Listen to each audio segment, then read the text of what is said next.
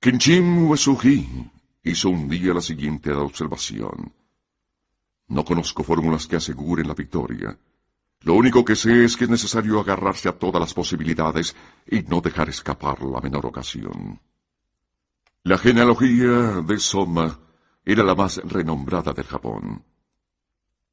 Un año en el que sus posesiones eran presa del fuego y estaban a punto de ser destruidas, Soma dijo: aunque la casa, los muebles y todo lo demás quede destruido, no lo lamentaré porque son cosas reemplazables.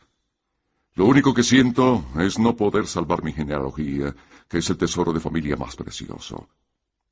Entonces, un samurái que estaba allí dijo: voy a entrar en la casa y voy a rescatarla. El señor y los demás se echaron a reír diciendo: ¿cómo vas a conseguirlo si la casa ya es presa de las llamas? El hombre carecía de facultad y facilidad de palabra, y tampoco se consideraba más diestro que los demás, pero era persona que llevaba las cosas hasta el final. Así pues, dijo: nunca he sido de gran utilidad al amo, porque no soy muy habilidoso. Pero he vivido con la idea de que un día mi vida podría resultar de utilidad. Me parece que ha llegado ese momento. Así que se metió entre las llamas. Cuando el incendio quedó extinguido, el amo ordenó: que se encuentre su cuerpo a toda costa. Tras buscar por todas partes, se encontró su cuerpo en el jardín cerca de las estancias. Cuando se le dio la vuelta, la sangre brotaba de su estómago. El samurái se había abierto el vientre y había colocado a salvo el documento genealógico. A partir de ese momento, se denomina ese documento la genealogía de la sangre. Un samurái le preguntó a otro: cuando me enfrento al enemigo siempre tengo la impresión de que penetro en las tinieblas y que, por culpa de eso, estoy gravemente herido. Mientras que tú, que has luchado contra tantos hombres valientes, jamás has resultado herido. ¿Cómo puede ser posible? El otro respondió: cuando me enfrento al enemigo, también siento como si penetrase en las tinieblas. Pero tan pronto como tranquilizo mi espíritu, todo se vuelve como una noche iluminada por una luna pálida. Si ataco en ese momento, sé que no me pasará nada. Esa es la situación en el instante de la verdad. Cuando Naochige pasaba por un lugar llamado Chiriku, le dijeron: en este paraje vive un hombre de más de 90 años. Este anciano es tan afortunado que deberíais pararos para saludarlo. Naochige escuchó lo que se le decía y respondió: ¿quién puede ser más desgraciado que ese hombre, ¿Cuántos hijos y nietos ya ha visto desaparecer? ¿Dónde está su suerte? No se detuvo para saludar al anciano. Me han contado que Naochige dijo un día: existe un momento en el que todo el mundo se siente feliz y amistoso, y en ese momento se detiene uno. Sin embargo, hay muchas cosas que se lamenta haber dicho o hecho. Durante una caza en un lugar llamado Shiroishi, el maestro Katsuchige mató un enorme jabalí. Todos lo rodearon admirados por la bestia que acababa de matar. De repente el jabalí, dado por muerto, se levantó y cargó contra los asistentes. La gente que rodeaba al maestro sorprendida echó a correr. En ese instante, Matabei Namashima, veloz como un rayo, disparó sobre el jabalí y lo abatió. El maestro Katsuchige se cubrió el rostro con la manga y exclamó: el aire está lleno de polvo. Fue un gesto evidentemente bien hecho, porque con él se evitaba el ver la confusión de los aduladores. En la época en que Ota Kaga no Kami Masamori era paje del shogun, se mostraba tan obstinado que aquel decidió poner a prueba su corazón. Para llevar a cabo su propósito, calentó a fondo un par de sandalias poniéndolas sobre el fuego. Masamori tenía la costumbre de calzarse las sandalias colocadas cerca del fuego para recibir a su amo. En esa ocasión, nada más tocar las sandalias sintió que le quemaban las manos, pero hizo como si no le pasara nada. El shogun se apresuró a quitárselas rápidamente de las manos. Uno de los samuráis de Matsudaira Sagami no Kami se encontraba en Kioto para recaudar fondos.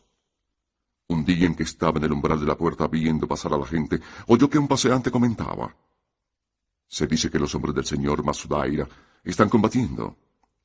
El samurái se dijo: es muy enojoso que mis compañeros estén combatiendo. Deberían enviar a otros para que sustituyeran a los que se encuentran de servicio en Edo. Tal vez sean esos los que deban ir a luchar. Así que se dirigió al lugar del combate. Pero cuando llegó allí, agotado, se encontró que sus camaradas habían sido heridos por el adversario, que ya estaba a punto de darles el golpe de gracia. Profiriendo un grito, se lanzó al ataque, mató a 2 hombres y se volvió a Kioto. Estos hechos llegaron a oídos del oficial de Shogun, que ordenó que se presentara el samurái, al que dijo: «Habéis ido a ayudar a vuestros camaradas y de este modo desobedecisteis la orden del gobierno. ¿Es eso cierto?». El otro respondió: «Yo soy de pueblo, y se me hace difícil entender lo que dice vuestro honor. ¿Tendríais la amabilidad de repetírmelo?». El oficial se puso furioso y le dijo: «¿Estáis sordo? Habéis estado implicado en una reyerta, vertido sangre, desobedeciendo los decretos del gobierno y desacatando las leyes, ¿sí o no?». El hombre respondió: «He entendido todo eso, pero aunque lo afirméis, yo no he desobedecido las leyes ni he tenido la intención de no respetar las ordenanzas del gobierno. La razón es que todo ser viviente concede a la vida en general un determinado precio, y no hay que decir que sucede lo mismo con la vida humana. Por mi parte, yo le concedo un gran valor a mi vida. Pero entiendo que si los camaradas están en peligro y uno hace como que no ha escuchado nada, eso no es digno de la vía de un samurái. Por eso es por lo que he corrido a socorrerlos. Regresar a mi casa con la vergüenza en el corazón, sabiendo que mis amigos han muerto, sería algo que sin duda prolongaría mi vida, pero constituiría una desobediencia de la vía. Para seguirla, es necesario saber sacrificar la preciosa vida. Por eso, para respetar la vía y no despreciar la regla, he preferido ir a sacrificar mi vida allí. Ahora no me queda más que pediros que me ejecutéis». El oficial quedó impresionado, cerró el caso y escribió al señor Matsudai: «Tenéis a vuestro servicio un valiente samurái. Cuidadlo bien». Yogo Naritomi dijo un día: «La verdadera victoria significa la derrota del amigo. Ganar al aliado quiere decir adjudicarse la propia victoria. Es la victoria del espíritu sobre el cuerpo». Un samurái tiene el deber cotidiano de cuidar su espíritu y de ejercitar su cuerpo, de manera que nadie, entre 1000 aliados, pueda alcanzarlo.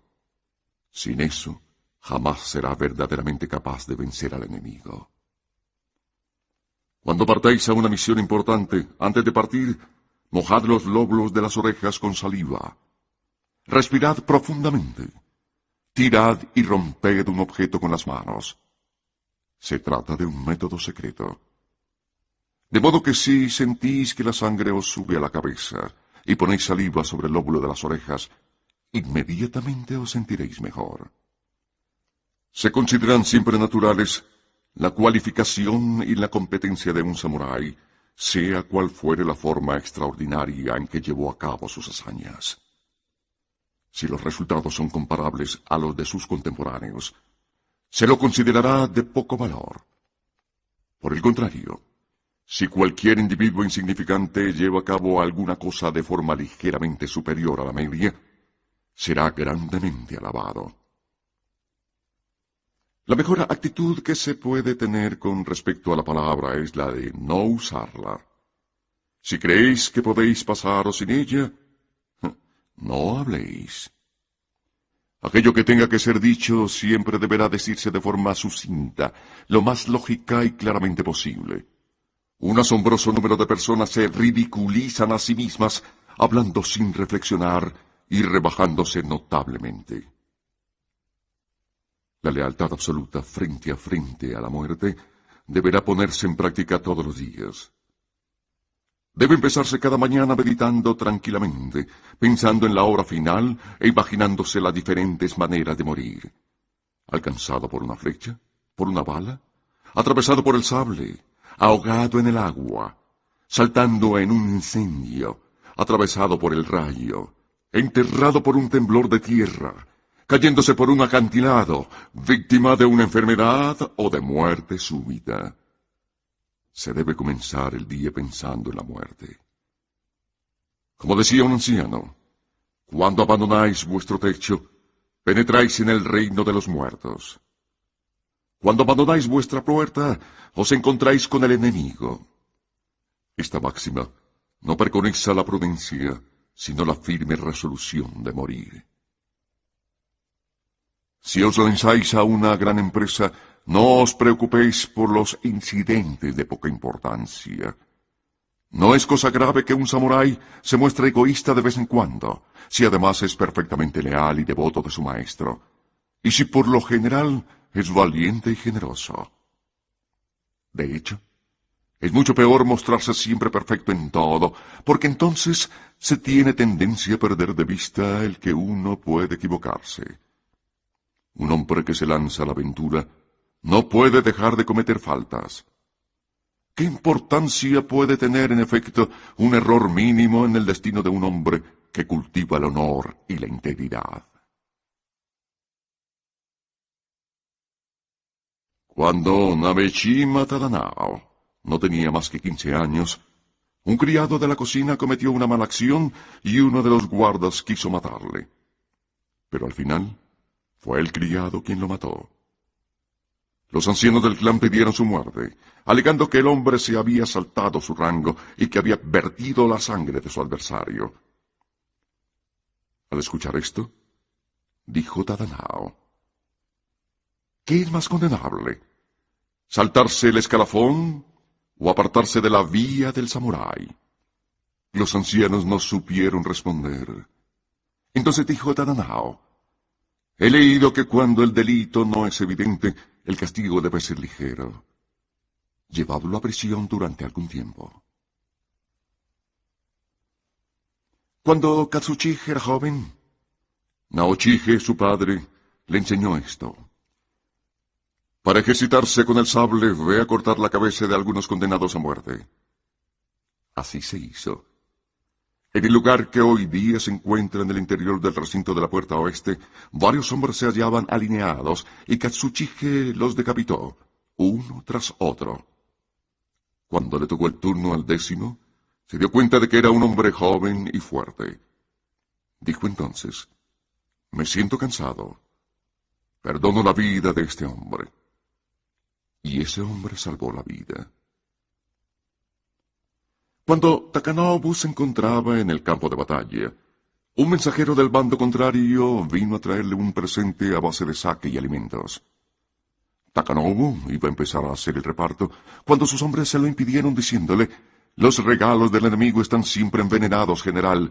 No deberíais tocarlos. Tras escucharlos, dijo Takanobu: aunque estos alimentos estén envenenados, ¿puede cambiar eso el curso de las cosas? Que se haga venir al mensajero. Rompió el barril de sake delante del mensajero. Bebió 3 grandes copas, le ofreció otra a este último, le dio la respuesta y le devolvió a su campo. Durante la toma del castillo de Arima, Mitsuse Genbi se sentó en una piedra en pleno campo. Cuando Nakano pasó cerca y lo vio de tal guisa, le preguntó por qué se había quedado allí. Mitsushi le respondió: tengo dolor de vientre y no me es posible dar un paso más. He enviado a mis hombres al asalto y os ruego que toméis el mando. Este hecho fue constatado por un testigo. Se lo juzgó por cobardía y fue condenado a hacerse harakiri. Lo que se entiende por vencer es, en primer lugar, dominar a los aliados. Decía Narutomi Yoho: dominar a sus aliados es dominarse, y dominarse es controlar rigurosamente el cuerpo. De lo contrario, uno se encuentra en una situación comparable a la de un hombre que, rodeado de 10.000 aliados, ninguno le seguirá. Si primero no se ha sabido dominar al espíritu, el cuerpo, no es posible vencer al enemigo. Durante la revuelta de Shimabara, aunque su armadura hubiera quedado en el campo, Yuyo Heichigen no Kami Tanenao se lanzó a la batalla vestido solamente con una hakama y una camisa, aori. Se dice que se lo encontró en el frente vestido de esta guisa. Durante el ataque al castillo de Shimabara, Tasaki Heki se puso una armadura excesivamente llamativa. El señor Kazuchige se sintió contrariado por esto y después, siempre que tenía que hablar de algo que le parecía exagerado, decía: «Es igual que la armadura de Heki». A la luz de esta anécdota, se considera que las armaduras y los equipamientos militares demasiado vistosos pueden resultar señales de debilidad y de falta de fuerza. Revelan la verdadera naturaleza del que lo lleva. Cuando murió Nabeshima Issem no Kami Tadanao, el samurái Esoe Kinbei tomó los restos de su cuerpo y los hizo consagrar en el monte Koya. Seguidamente se retiró a un lugar aislado y esculpió una estatua que representaba a su maestro. E hizo también otra que le representaba a él mismo inclinándose ante su maestro. En el primer aniversario de la muerte de Tadanao, entró en su casa y se hizo seppuku. Más tarde, la estatua se llevó del monte Koya al Kotenji. El señor Mitsuchige tenía entre su guardia personal a un samurái de nombre Oichi Kosuge. Cuando el señor se cambió a otra residencia en Edo, Kosuge tenía la costumbre de dar interminables vueltas por las estancias. Cuando consideraba que una zona era peligrosa, ponía una estera en el suelo y se pasaba toda la noche en vela. Si llovía, no se protegía más que con un sombrero de bambú y una vestidura embreada. Protegido de este modo, se quedaba de pie y vigilaba el paraje por mucha lluvia que lo empapase. Hasta el final, jamás faltó una sola noche a esta norma de prudencia. Cuando tenía 5 años y obedeciendo a su padre, Yamanoto Kichisaemon decapitó a un perro con su sable. A los 15 años debió hacer lo mismo con un criminal. Era la costumbre de la época. Fue así como el señor Kazuchige, siendo todavía muy joven, y obedeciendo las órdenes del señor Naochige, llevó a cabo de forma sucesiva más de 10 ejecuciones.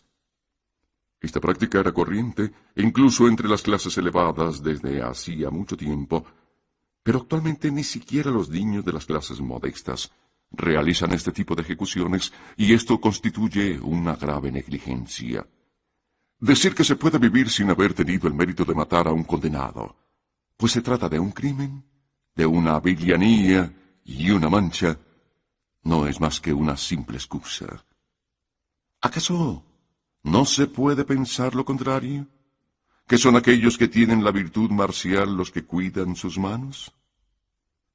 Si se sondea el espíritu del que encuentra desagradables estas prácticas, uno se dará cuenta de que se están buscando excusas que razonen esa exagerada sensibilidad para hacerlo. No obstante, Naochige lo había ordenado porque era una costumbre que había que seguir. El año pasado llegué a un lugar de ejecuciones llamado Kase para comprobar la firmeza de mi mano y comprobé que era una cosa buena hacerlo.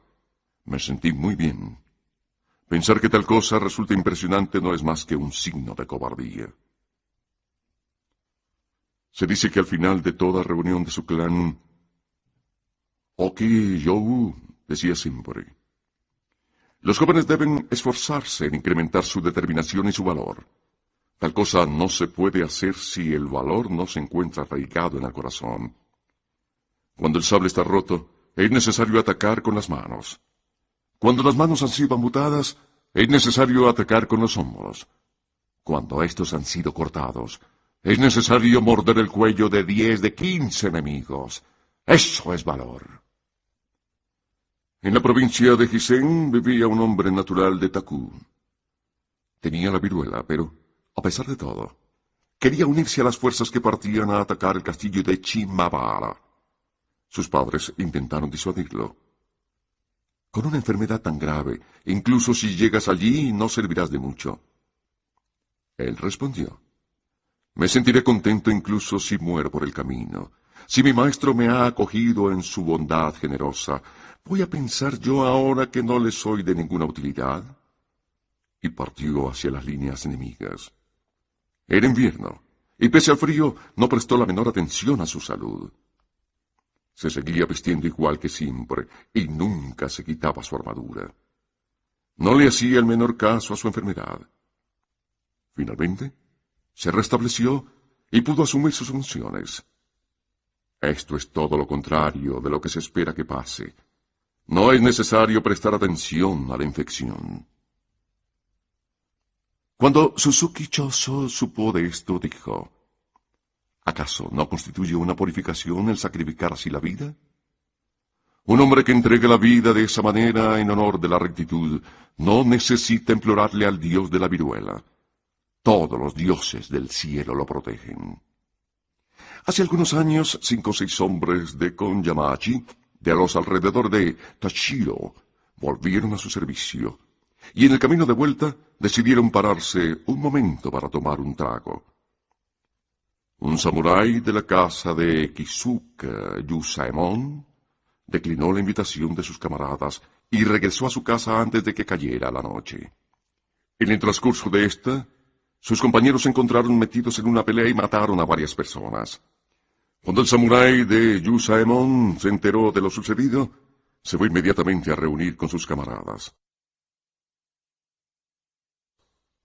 Escuchó la versión de estos y dijo: «Supongo que deberéis hacer un informe. ¿Me haríais el favor de decir que yo estaba con vosotros y que también participé en la mortal refriega? Yo también diré lo mismo a Yusaemon, dado que este combate nos concierne a todos. Haré frente a la pena de muerte. Sí, a la pena de muerte con vosotros, pues ese es mi profundo deseo. Porque de hecho, si le dijera a mi señor que me volví antes, no me creería, ya que Yusaemon es un hombre severo. Incluso si los jueces me disculpasen, él me haría ejecutar ante sus ojos por cobardía, y sería lamentable que muriese con mala reputación. Morir por morir, prefiero hacerlo por haber matado a alguien. Si no aceptas mi propuesta, me clavaré el sable en el vientre». Como no había elección, accedieron a su petición. Durante el juicio se descubrieron las auténticas circunstancias de lo acaecido y se supo que el samurái había regresado pronto a su casa. Los jueces quedaron muy impresionados y le rindieron homenaje. Esta historia me la contaron a grandes rasgos. Pienso estudiarla más tarde con mayor detalle. Nabeshima Aki no Kami Shigetake se encontraba haciendo su almuerzo, cuando se presentó un visitante y debió abandonar su plato tal como estaba. Poco después, uno de sus criados se sentó delante del plato y empezó a comer el pescado frito. En ese momento el señor Aki regresó a la estancia y sorprendió al criado que, asustado, echó a correr. El señor Aki comentó: «Es necesario tener mentalidad de esclavo para comer de un plato que otro comenzó». Y volvió a sentarse para concluir su almuerzo. Es esta una historia narrada por Jim Emmon. Cuenta también que ese criado fue uno de los que se suicidaron a la muerte de su señor. Ichiyukin era un servidor al servicio de Takanobu. A raíz de una disputa que desembocó en lucha, les quitó la vida con su propio sable a 7 u 8 hombres que lo afectaban, y fue condenado a hacerse seppuku. Cuando lo supo Takanobu, hizo uso de su clemencia diciendo: «Nuestra nación vive una época tumultuosa. Los hombres valientes son ahora muy importantes, y me parece que este tiene gran valor». Precisamente por ello, durante los combates sostenidos a lo largo del río Uti, Takanobu llevaba a Ichiyuken con él. Este último alcanzó una gloria sin igual, precipitándose en la vanguardia enemiga y diezmando al adversario en cada una de sus cargas. En la batalla de Takaki, Ichiyuken se introdujo hasta tal punto en las líneas enemigas que el señor Takanobu, lleno de remordimientos, tuvo que llamarlo. Desgraciadamente, su vanguardia no pudo avanzar. Así es que tuvo que meterse él mismo en la pelea para arrastrar por el brazo al valiente Ichiyuken. Su cabeza había recibido ya muchas heridas, que tuvo que cuidarlas aplicándoles una delgada cataplasma de hojas curativas. Cuando Fukuchi Tokuruemon abandonaba el castillo, pasó por delante de la vivienda de Tabu, el palanquín de una dama que parecía de alto linaje, y el hombre que hacía la guardia la saludó con respeto. Sin embargo, uno de los alabarderos que acompañaban al palanquín increpó al guardia. «¿No te has inclinado lo suficiente?», y le golpeó en la cabeza con la empuñadura de la alabarda. El guardia se tocó la cabeza y comprobó que estaba sangrando. Se alzó y dijo: «Habéis cometido una acción degradante, mientras que yo me he comportado con cortesía. Es una verdadera desgracia». Él inmediatamente mató al alabardero de un solo sablazo. El palanquín continuó su camino. Rocuruemón desnudó su lanza, se acercó al guardia y le dijo: «Guarda tu sable. Está prohibido desenvainarlo entre los muros del castillo». El hombre le respondió: «Lo que acaba de suceder fue inevitable, y son las circunstancias las que han marcado mi conducta. Sin duda, os habréis dado cuenta. Yo quisiera envainar, pero me resulta difícil dado el tono de vuestra voz. Me sentiría muy honrado si aceptarais mi desafío». Rocuruemón abatió su lanza y dijo: «Tenéis razón. Mi nombre es Fukuchi Rokumoron. Declararé que vuestra conducta ha sido ejemplar. Y todavía más, sostendré vuestra actitud aun a costa de mi propia vida. Pero ahora os ruego que envainéis vuestro sable». «Gustosamente lo haré», respondió el guardia, y lo envainó. Dijo que pertenecía al servicio de Taku Nagato no Kami Yasuyori. Así pues, Rokuruemón lo acompañó y relató lo sucedido. Sin embargo, al saber que la dama del palanquín era la esposa de un noble, el señor Nagato ordenó a su servidor que se hiciera seppuku. Entonces dijo Rokuruemón: «He dado mi palabra de samurái. Si este hombre es condenado, será el primero en hacerme harakiri». Se dice que este asunto concluyó sin mayores consecuencias. Cierto día se encontraba reunido un grupo de hombres en la ciudadela interior del castillo, y uno de los asistentes le dijo a Uchida Shoemon: «Se dice que enseñáis el arte del sable, pero a juzgar por vuestro comportamiento diario, vuestra enseñanza debe estar falta de finura. Si se os pidiera que fueseis el ayudante en un seppuku, tengo la impresión de que en lugar de cortar la base del cuello, cortaríais la coronilla de la cabeza». Shoemon contestó: «No creo que sea el caso, pero haz con tinta un pequeño redondel en tu cuello, que yo voy a demostrarte cómo puedo cortártelo sin tocar uno solo de tus cabellos». En el camino de Tokaido, Nagayaman Rokusoaremon se detuvo en Amamutsi. Cuando pasaba delante de la posada, un mendigo se acercó a su palanquín y le dijo: «Soy un ronin de Chigo. Carezco de dinero y me encuentro en dificultades. Ambos somos bushis. Te ruego que me ayudes». Rokuruasemon se encolerizó y dijo: «Resulta insultante que me digáis que tú y yo somos bushis. En tu lugar yo ya habría lanzado mi vientre sobre el sable. En vez de estar corto de dinero y de continuar exhibiendo esa vergüenza, debieras cortarte el estómago al instante». Se dice que el mendigo se alejó. Con ocasión de un suicidio o seppuku ritual, el asistente cortó la cabeza cuidando de dejar un pequeño pedazo de carne, de forma que la cabeza no quedara totalmente desgajada del tronco. Un observador oficial declaró: «Eso no se ha acabado». El Keichaku, furioso, cogió la cabeza, cortó el pedazo de carne, levantó la cabeza a la altura de los ojos y dijo: «¡Mirad!». En aquel tiempo sucedió que una cabeza voló. Se decía entonces que era mejor dejar colgando un pedazo de carne que impidiera que la cabeza saliera lanzada contra los oficiales que presenciaban el acto. Actualmente, la costumbre es cortar el cuello por completo. Un hombre que había cortado 50 cabezas dijo cierto día: «A veces el tronco de un cuerpo del que se ha cortado la cabeza no te deja indiferente. Con las 3 primeras cabezas no sientes nada. Con la cuarta o la quinta ya empiezas a sentir algo. Como es una cuestión de enorme importancia, si uno está decidido a cortar cabezas, es necesario hacerlo sin cometer el menor error. Cuando Nabeshim Tsunanishi era niño, se le encargó a Iwamura Kuranosuke que cuidara de su educación.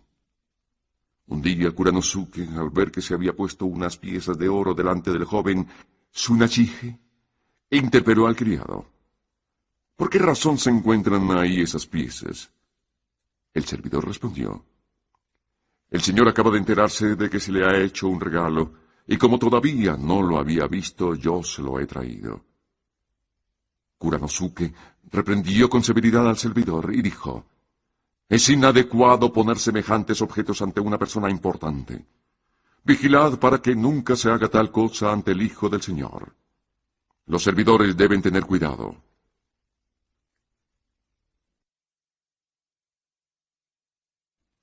En otra ocasión, el señor Tsunachige, que por entonces tenía 20 años, se dirigía al dominio de Naikiyama para divertirse. Cuando el cortejo llegó cerca del dominio, pidió un bastón para caminar. El encargado de guardar sus sandalias, Miura Hibasornan, le hizo uno con una estaca y fue a dárselo. Kuranosuke, que lo vio, le quitó inmediatamente el bastón y lo reprendió claramente, y muy duramente. ¿Es que acaso quieres que nuestro joven señor se convierta en un blandengue? Darle ese bastón, aunque él lo pida, es una negligencia. Más tarde, Hibusemon fue promovido al rango de Chakiyari, y Shutetomo pudo escuchar la historia directamente de sus labios.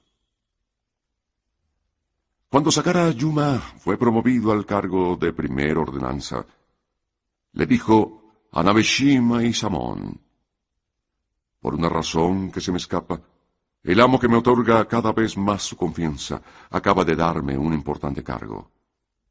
Pero al carecer yo de servidor personal, temo que mi posesión se pueda resentir. Por ello te pido el favor de que me cedas tu servidor, Takase Hibusaemon. Isamon, tras haber escuchado, le dijo, acepto, porque es para mí un honor que te hayas fijado en mi servidor. Cuando informó a Abu Saemon de la noticia, éste le dijo, creo que es mi deber llevar personalmente la respuesta al señor Yuma. Así pues, se fue a verlo y le habló de esta manera. Soy consciente de que es un gran honor que os hayáis fijado en mí, pero un samurái no debiera cambiar de dueño, de amo. Vos tenéis un cargo elevado. Me sentiría muy satisfecho si me convirtiera en vuestro servidor, pero, al mismo tiempo, eso también implicaría un deshonor. Isamon tiene un cargo menor. La vida es dura para él y nos vemos obligados a vivir a base de harina de arroz barata. Sin embargo, es amable con nosotros. Os ruego que tengáis presente todo esto. Yuma quedó muy impresionado con esta actitud. Un hombre que no sirve a su amo si no es tratado bondadosamente no es en verdad un samurái. Aquel que lo sirve cuando es duro y poco razonable, ese es un samurái. Deberíais empaparos de este principio. A sus 80 años, Yamanoto Hinemon cayó tan enfermo que estaba a punto de ponerse a gemir. Alguien le dijo, gemid si eso os puede aliviar. Pero él respondió, mi nombre es bien conocido de todos. Durante toda mi vida he mantenido una actitud digna. Me es imposible dejarme llevar por los gemidos en el último momento. Se dice que no gimió ni una sola vez hasta el último instante de su vida. El hijo de Mori Monbei regresó ligeramente herido tras un combate. Monbei le preguntó, ¿qué le has hecho a tu enemigo? El hijo respondió, lo he abatido con mi sable. Cuando Monbei le preguntó, ¿has dado el golpe de gracia? El hijo respondió, sí. Entonces dijo Monbei, ciertamente has obrado bien y no tienes nada de qué lamentarte, pero, de todos modos, y aunque te fueras, deberás hacerte seppuku. Cuando hayas fortalecido tu espíritu, mátate, porque más vale morir a mano de tu padre que a la de un extraño. Poco después, él asistió a su hijo en ese rito de muerte. El valor y la cobardía no son temas que deban ser tratados en tiempo de paz. Son de naturaleza diferente. La vergüenza y el arrepentimiento son comparables al hecho de volcar un jarro de agua. Un amigo mío ha mostrado compasión al escuchar la confesión de aquel que le había robado su sable ornamental. Cuando uno quiere reparar sus faltas, las huellas del error se borran rápidamente. Está bien considerar al mundo como un sueño. Cuando se tiene una pesadilla y uno se despierta, se dice que aquello no fue más que un sueño. Se dice que el mundo en el que vivimos no es muy diferente a un sueño. Una persona que tiene pocos conocimientos se da aires de sabio. Es una cuestión de inexperiencia. Cuando uno posee algo, eso no se debe notar en su comportamiento. La persona que obra así está bien educada. El monje Keio cuenta que aquí dijo un día que la virtud marcial era el fanatismo. Yo he constatado que eso estaba de acuerdo con mi propia resolución, y desde entonces me he vuelto cada vez más extremado en mi fanatismo. Es evidente que no se puede permanecer constantemente en primavera o en verano. No se puede permanecer en el mismo día. Por ello resulta vano querer cambiar la naturaleza del tiempo presente para retomar los buenos tiempos del pasado siglo. Lo importante es obrar de modo que cada momento resulte tan agradable como sea posible. El error de quienes cultivan la nostalgia del pasado procede de que no se han impregnado suficientemente de esta idea. Pero también aquellos que no se ocupan más que del instante presente y pretenden detestar el pasado, demuestran ser personas bastante superficiales. Se debe enseñar a los jóvenes samuráis las virtudes marciales, de forma que cada uno de ellos se muestre convencido de ser el guerrero más valiente del Japón. De forma paralela, los jóvenes samuráis deben evaluar día a día sus progresos en la vía, deshaciéndose lo antes posible de sus imperfecciones. Este examen cotidiano es la condición necesaria para alcanzar el fin deseado. Cuando iba reflexionando mientras caminaba, me pareció que los seres humanos son como extraordinarias e inteligentes marionetas articuladas. Aunque no se encuentren suspendidas por hilos, pueden saltar, caminar y hablar. Cuán ingeniosamente han sido concebidos. Pero de aquí al próximo festival budista, también pueden morirse y venir a visitarnos bajo la forma de espíritus. ¡Qué vana es la existencia! Parece como si la gente siempre se olvidase de ello. Hay un dicho que reza: cuando sube la marea, el barco se eleva. En otras palabras, al enfrentarse a las dificultades, se agudizan las facultades. Es cierto que los hombres valerosos cuidan firmemente su talento cuando las dificultades a las que tienen que enfrentarse son importantes. Constituye un imperdonable error dejarse abatir por las pruebas. En el pasado, los hombres valerosos eran generalmente ruidosos. Su vehemencia era una muestra de fuerza y de bravura. Como yo pusiera en duda esto, Tsunetomo me respondió: se debe comprender que tu poderosa vitalidad les hiciera ser rudos y vehementes. Actualmente los hombres han perdido esta alegría alborotadora porque su vitalidad es menor. La savia se ha debilitado, si bien su carácter ha mejorado. El valor es de otro tipo. Que hayan perdido en vitalidad y ganado en dulzura no significa que poseían una menor pasión por la muerte. Eso nada tiene que ver con la vitalidad. Aunque el señor Ieyasu no haya ganado jamás una batalla, la posteridad dirá de él: Ieyasu fue un general muy valiente. De todos sus samuráis, muertos en el campo del honor, ninguno sucumbió con la espada vuelta al enemigo. Todos miraban hacia las filas adversarias. Yasuda Ekyo hizo el siguiente comentario a propósito de la última copa de vino que se le ofreció. Solo es importante el final de las cosas. Toda vida debería tener eso en cuenta. Cuando se marchan los invitados, es importante decirles adiós con pena. Si tal sentimiento se encuentra ausente, corre uno el riesgo de parecer cansado, y de este modo se oscurece todo el placer de la jornada. Nuestras relaciones con los demás deben estar llenas de alegría. Se ha de dar continuamente la impresión de estar haciendo algo importante. Esto se hace posible si se tiene incluso un poco de comprensión. Hemos llegado al final de la vía del samurái. La forma de usar estas reflexiones es a su vez reflexionar sobre lo que ellas implican. Aprende cada una de ellas. Mira cómo las puedes aplicar a cada acto de tu vida.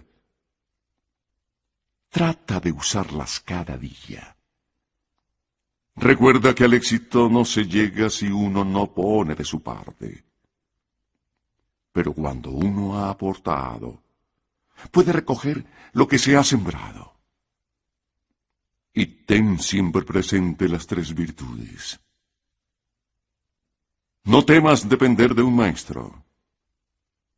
Cultiva inteligencia, compasión y valor. Cuida tu apariencia.